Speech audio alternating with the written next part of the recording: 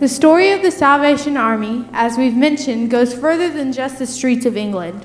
The Booth's mission was taken on by many others who saw the same need, but in all different parts of the world.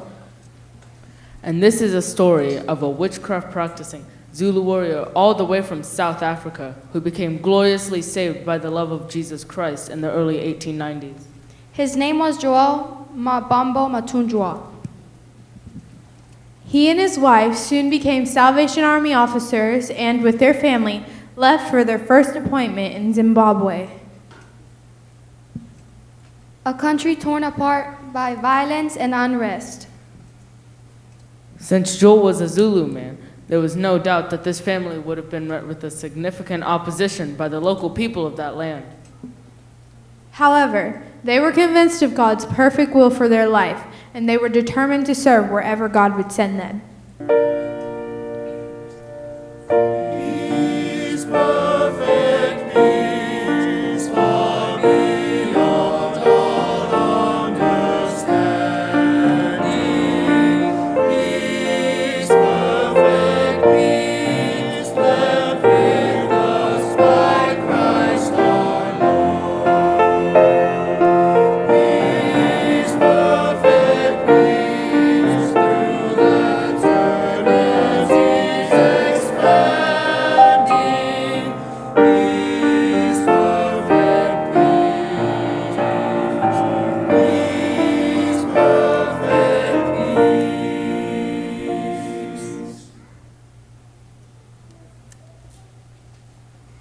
They arrived in Zimbabwe to a core and quotas that had been demolished, destroyed by rebels in the area.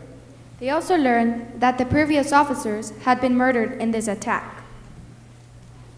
Their first nights were spent on the ground in the open air, constantly stoking the fire to fend off the wild lions that were hunting the newly deserted area. They could have chosen to run. They could have chosen to let fear win, but they chose peace.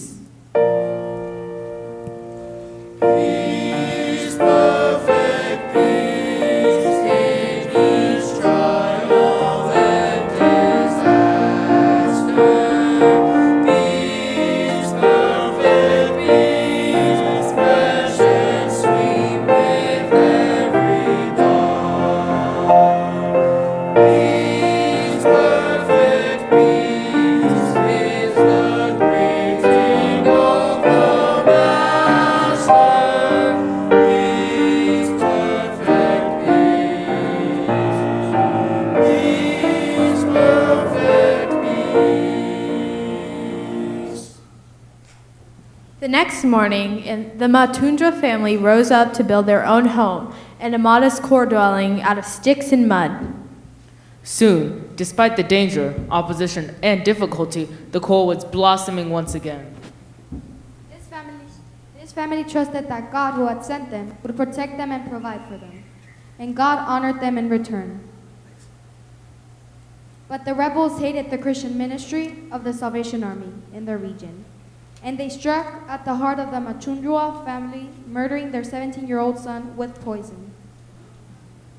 It was a sudden, and they were riddled with questions, unaware of the rebels' plot. They could not explain why their healthy, young son had suddenly died.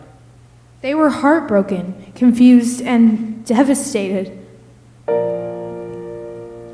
Peace, perfect peace, though the tempest round me rages. Peace, perfect peace, stronger than the powers of hell.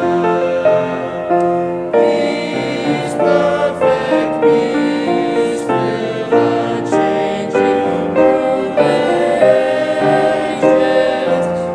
Peace, perfect peace. Peace, perfect peace. Sometime later, a young man came to the course meeting. He was one of many young men left with no family, the kind the rebels preyed on and swept into their ranks. But after hearing Joel's message, he knelt at the altar and accepted Jesus as Lord.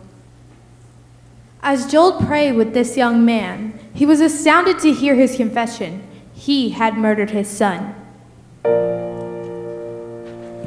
Peace, perfect peace, when at last death shall overtake me. Peace, perfect peace, shall surround my lowly brain.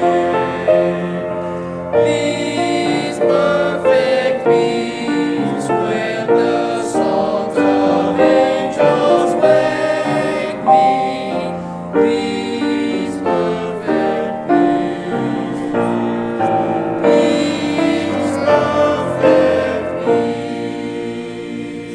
peace. Joel asked the young man to meet him at his home the next day. When the young man arrived, he was terrified, sure that this would be the opportunity that Joel would take to exact vengeance for the death of his son. Instead, Joel led him into the room where his son had once lived.